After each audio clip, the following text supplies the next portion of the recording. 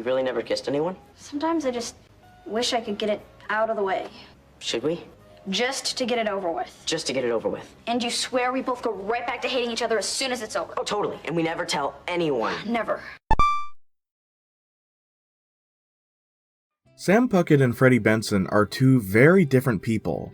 Sam comes from a home life of abuse and neglect, while Freddie comes from a home life of... As soon as Freddie was old enough to toddle, I had a locator chip put in his head by a questionable doctor in Venezuela. You chipped Freddie? Oh, I chipped him because I love him. an overprotective mother. The effect that these home lives had on them can be seen clearly in their personalities. Sam's violent, uncaring, and manipulative. Freddie's studious, cautious, and awkward.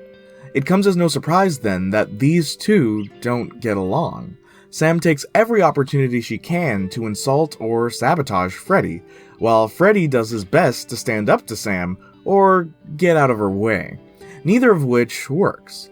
Because of the constant bullying Sam inflicts on Freddie, one could assume that the only reason the two even consider each other friends is because of Carly.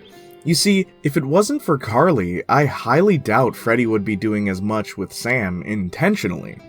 I'd even take it a step further by saying that Sam and Freddie's relationship would have ended a lot sooner had Carly not been in the picture. Don't believe me? Once Sam and Freddie officially start dating, it doesn't take long for them to start arguing. Nah, every time we're alone for more than an hour, we fight about something. So we want you to come with us because you always come up with smart ways for us to compromise. Carly notices and begins to realize how ill-suited they are for each other. No, you two should be solving your own problems, not expecting me to be your 24/7 couples counselor. If you guys can't learn to work things out on your own, you shouldn't be dating at all. So why did they date in the first place? Is it true that opposites attract? What situations factored into the stimulating feelings of the satiating flame between Sam and Freddie? Let's take a look. There's not enough people with originality, so here I am to save the day, Jayniac. Look, I know it's scary for you to put your feelings out there, because you never know if the person you like is gonna like you back. Everyone feels that way, but you never know what might happen if you don't. Freddie Benson is without a doubt the most empathetic in the relationship. Very rarely does he start an argument, and most of the insults he throws at Sam are in response to what Sam says to him. Despite all of Sam's abusive tendencies, whenever Sam genuinely needs help or just casually asks for it, Freddie is always willing. After some convincing. Because of his timid nature, some seddie detractors tend to interpret their relationship as one ruled by fear. In other words, Freddie is only dating Sam because he's afraid of her. But that couldn't be true, because Freddie makes it quite clear that he does have genuine feelings for Sam. A lot of people have been talking about whether Sam and I should, go out with each other. And it's like everyone's wondering if Sam is crazy for wanting to. Nobody asked me how I feel. Okay, Benson, we get it. Get back at me for all the mean things I've... The question isn't whether or not they love each other, they obviously do. Just know that it's possible to fall in love with someone you're not compatible with, especially if you're someone as compassionate as Freddie. No matter how angry the relationship makes you, you're going to try your best to work things out with your significant other. This perseverance is seen in full effect when Freddie's overprotective mother bribes him to break up with Sam. Why would you give me something worth this much money? So you'll do something for me in return. What do you want me to do? Stop dating Sam. You can't bribe me to break up with Sam. Freddie! No chance! Despite how embarrassing Freddie's mom can be, he does listen to her. So for him to fight so hard to stay with Sam really speaks volumes. However, this can be seen as something other than love. If you tell Freddie he can't date Sam, it's just gonna make him want to date her more. Suppose, for instance, that Freddie wanting to date Sam isn't entirely driven by love, but instead rebellion.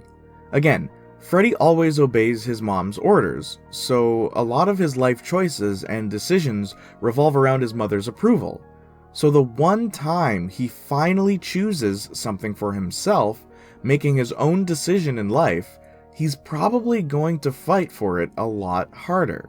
Interesting that Freddie rebels and leaves the arms of his domineering mother, only to wind up in the arms of a domineering girlfriend. You know, they say when a girl constantly rips on a guy, it really just means she has a crush on him. Yeah, but I wasn't ripping on a guy. I was ripping on you. Sam Puckett is without a doubt the most aggressive in the relationship. She is often the cause of many problems between her and Freddie, both in and out of the relationship. Something I mentioned in my Sam Puckett analysis video, links in the description below, is the fact that most of Sam's friends are male. The only exposure Sam would have had to a male-female relationship would be the revolving door of men her mother dated and abused. Because of this, Sam would likely see violence and arguments in a relationship as a regular part of it. Before dating Freddie, she makes every effort to humiliate and abuse him publicly.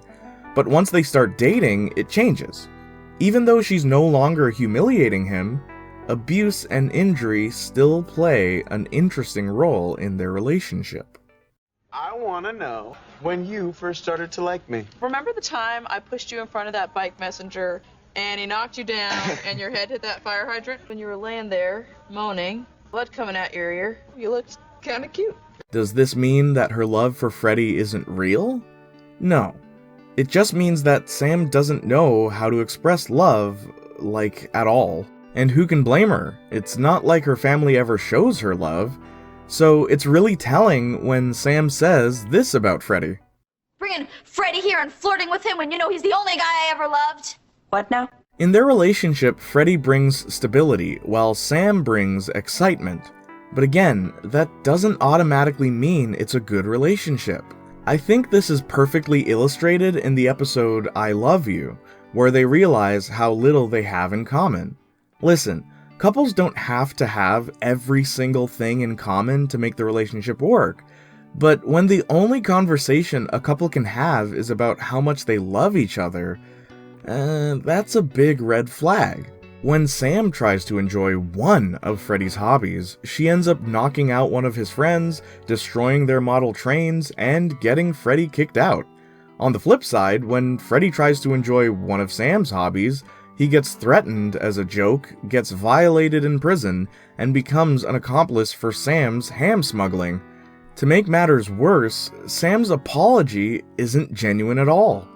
I'm sorry, but seddie doesn't work. Compromise is an essential part of any healthy relationship.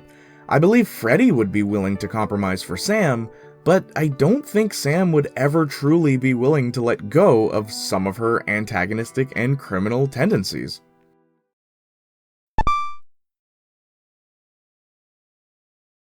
Sam and Freddie's affection for each other is genuine, there's no doubt about that. I just don't think they're a good match for a healthy, lasting relationship. Remember that it is possible to fall in love with someone that you're not totally compatible with, and I think these two are a perfect example of that. A lot of people think it's adorable how they're childhood friends and they argue like an old married couple, and yeah, that's cute.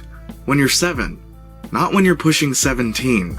Disagreements can happen in a relationship. Obviously, that's a big part of growing together. But when one person isn't willing to grow, then chances are the other person will outgrow them. And before anyone asks me why I support Bade and not seddie, I've done a lot of growing up since posting that video, and I can firmly tell you that I don't support either. They're both unhealthy relationships. Freddie can do better than Sam, and Jade can do better than Beck. I hope you enjoyed this video. If so, let me know in the comments below. While you're at it, tell me which other iCarly character you'd like me to analyze. Spencer, Gibby, maybe even Carly? Big news, I've just been verified on Spotify, so please follow me.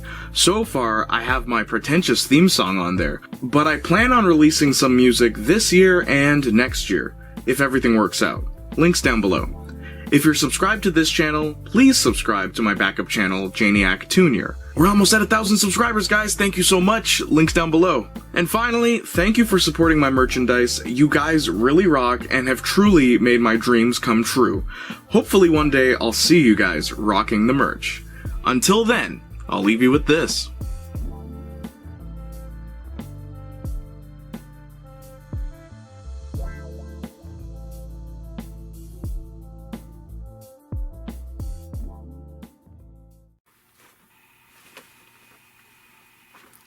Do you guys like the face cam? Like,